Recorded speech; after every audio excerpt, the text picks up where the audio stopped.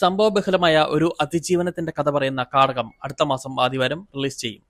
ചെറുകര ഫിലിംസിന്റെ ബാനറിൽ മനോജ് ചെറുകര നിർമ്മിച്ച് ഗോവിന്ദൻ നമ്പൂതിരി സഹനിർമ്മാതാവായി ജെയിൻ ക്രിസ്റ്റഫർ സംവിധാനവും ക്യാമറയും നിർവഹിക്കുന്ന കാടകം എന്ന ചിത്രം 2002 ഇടുക്കിയിലെ മുനിയറയിൽ നടന്ന ഒരു യഥാർത്ഥ സംഭവത്തെ ആസ്പദമാക്കിയാണ് ഒരുക്കിയിരിക്കുന്നത്. സുധീഷ് കോശിയുടേതാണ് രചന.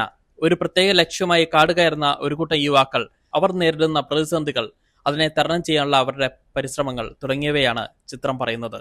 മലയാളത്തിലെ അപൂർവം അതിജീവന പ്രമേയമായ സിനിമകളിൽ നിന്നും വ്യത്യസ്തമായി ഒരു യഥാർത്ഥ സംഭവത്തിന്റെ ദൃശ്യാവിഷ്കാരമാണ് ഈ സിനിമ എന്ന് സംവിധായകൻ ജെയിൻ ക്രിസ്റ്റഫർ പറഞ്ഞു. ഡോക്ടർ രതീഷ് കൃഷ്ണ, ഡോക്ടർ ആരോമൽ, ടി ജോസ് ചാക്കോ, ഗോവിന്ദൻ നമ്പൂതിരി, മനു തെക്കേടത്ത്, അജേഷ് ചങ്ങനാശ്ശേരി, ഷിബു, ശ്രീരാജ്, ജോസ് പാല, നന്ദന, ടി ജി ചങ്ങനാശ്ശേരി തുടങ്ങിയവരാണ് കേന്ദ്ര കഥാപാത്രങ്ങളെ അവതരിപ്പിക്കുന്നത്.